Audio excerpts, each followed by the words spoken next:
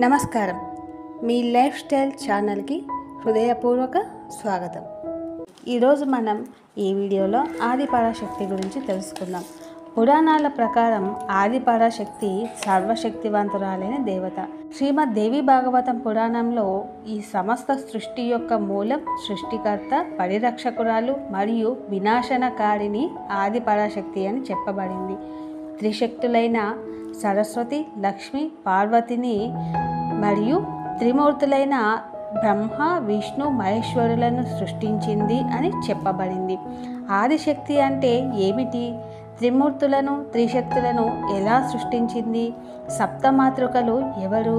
నవగ్రహాలను పాలించేవారు ఎవరు? శక్తి లేకపోతే శివుడంతటి వాన్నే శవంతో సమానం అంటారు. ఎంతవరకు నిజం? శివునికి ఎంతమంది భార్యలు? పార్వతీదేవి ఎన్నిసార్లు భూమిపై అవతరించింది అనే విషయాల గురించి ఈ వీడియోలో మనం ఈరోజు తెలుసుకుందాం.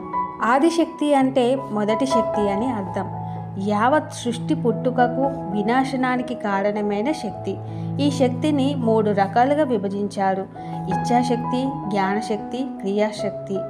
ఏదైనా పని చెయ్యాలి అనే ఇచ్ఛ అంటే కోరిక కలగాలి.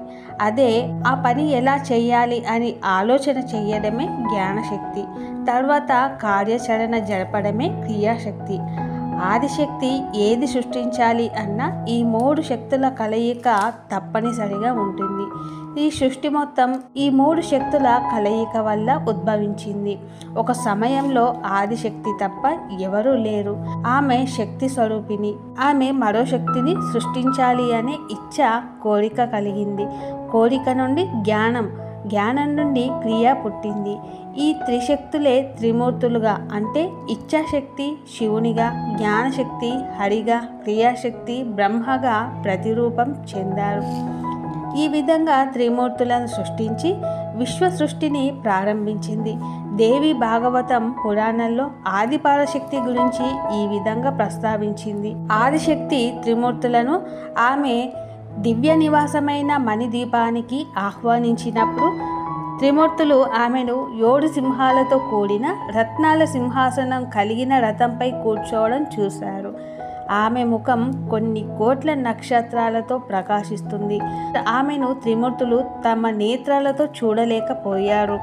ఆదిపరాశక్తి తన గురించి ఇలా వివరిస్తుంది: నేను ఆదిపరాశక్తిని. సకల చరాచర సృష్టి నా సొంతం. నా యొక్క శక్తితో ఈ సృష్టిని మీ ముగ్గురు పరిపాలిస్తారు. నేను రూపరహితం, సర్వానికి అతీతం.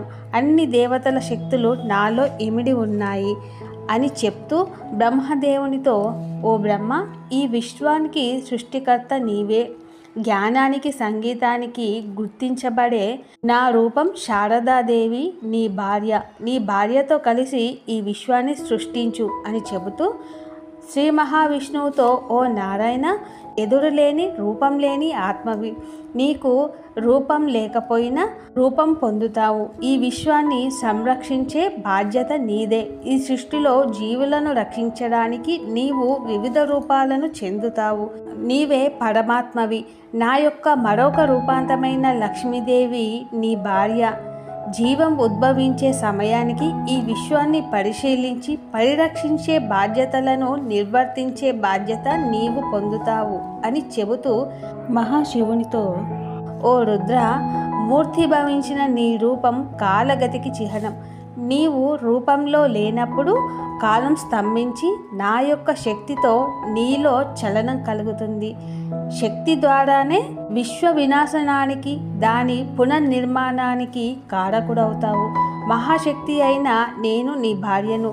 లక్ష్మి, సరస్వతి నాలో భాగాలు, నా రూపాంతరాలు అన్నీ కలిస్తే నా పరిపూర్ణ రూపం ఆదిపరాశక్తి అవుతుంది.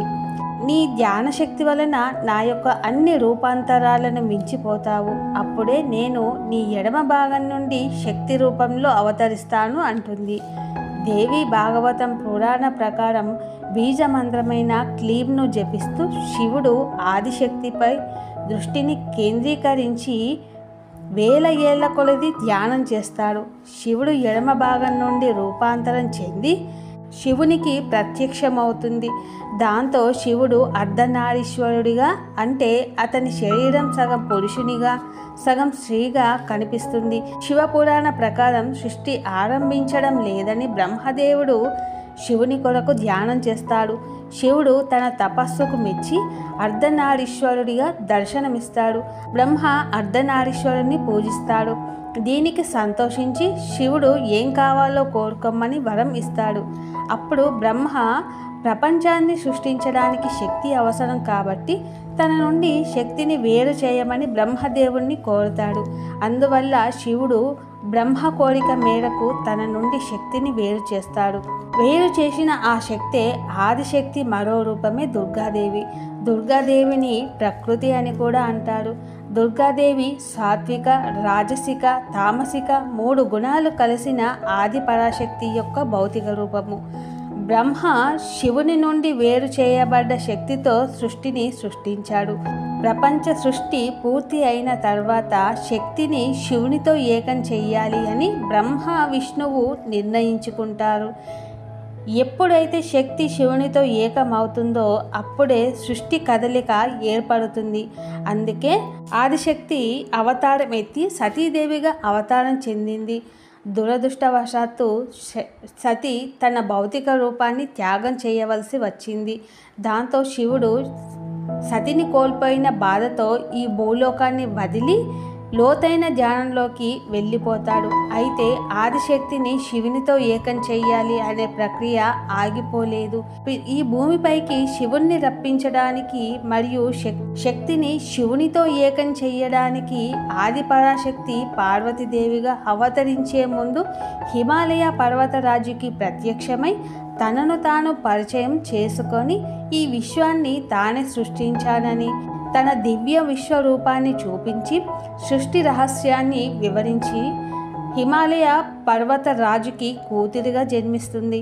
ఆ తర్వాత హిమాలయ పర్వతరాజు ఆదిశక్తిని పార్వతీదేవి అని నామకరణం చేస్తాడు. ఆ తర్వాత పార్వతీదేవి శివుణ్ణి వివాహం చేసుకుంటుంది. దాంతో శక్తి శివునితో ఏకం చేసే ప్రక్రియ పూర్తి అవుతుంది. సగభాగం శివుడు, సగభాగం పార్వతితో కలిసి తిరిగి అర్ధనారీశ్వరుడిగా రూపొందిద్దుకుంటాడు ఆ మహాదేవుడు. అందుకే శివుణ్ణి అర్ధనారీశ్వరుడు అంటారు. శివునికి 2 భార్యలు సతీ, పార్వతి. హిందూ పురాణాల ప్రకారం శివుడు పార్వతిని వివాహం చేసుకోకముందు ఈ భూలోకంలో 108 సార్లు జన్మించినట్లు ప్రస్తావించబడింది. ఆది పరాశక్తి తన మొదటి అవతారంగా బ్రహ్మదేవుని సతి అయిన సరస్వతిగా అవతరించింది. ఆది పరాశక్తి 2వ అవతారంగా విష్ణుదేవుని సతిగా మహాలక్ష్మి అవతరించింది. ఆది పరాశక్తి 3వ అవతారంగా మహాదేవుని సతిగా మహాకాళిగా అవతరించింది.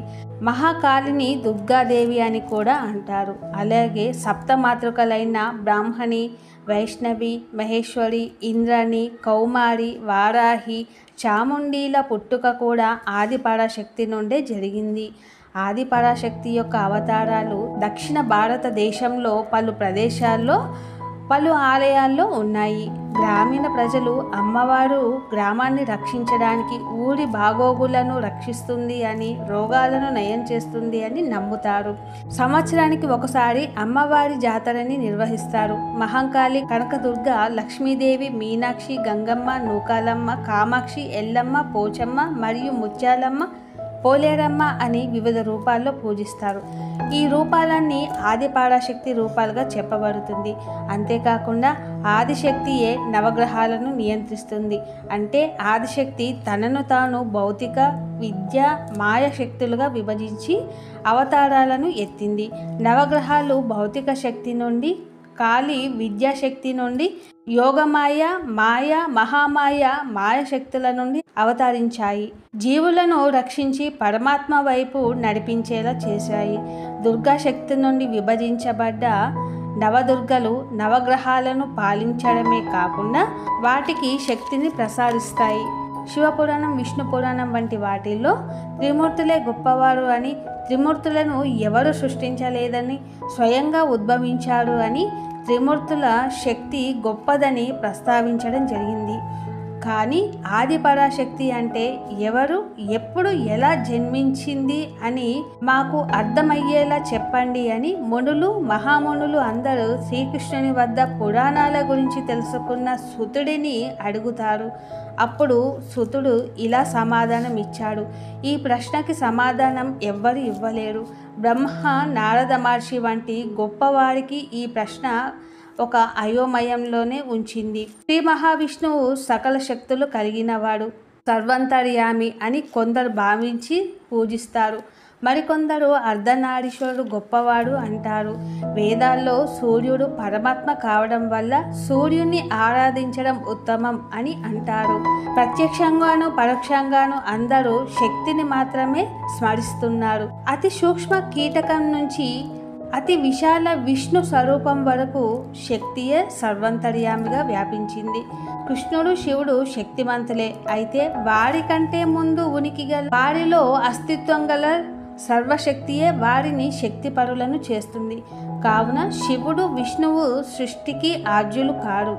శక్తియే ఆదిమం. మనం చేసే ఆరాధన, మన నిత్య కృత్యాలు అన్నీ శక్తితోనే సాధ్యం. కాబట్టి శక్తి లేనిదే సృష్టి రక్షణ, వినాశనాలు లేవు. ఆత్మని శరీరంలోకి ప్రవేశం పెట్టాలి అన్నా, ఆత్మ శరీరాన్ని విడిచిపోవాలి అన్నా శక్తే అవసరం. శక్తి లేని శివుడంతటి వాడే శవంతో సమానం అంటారు. శక్తి లేనిదే సర్వం లేదు. శక్తియే సర్వం.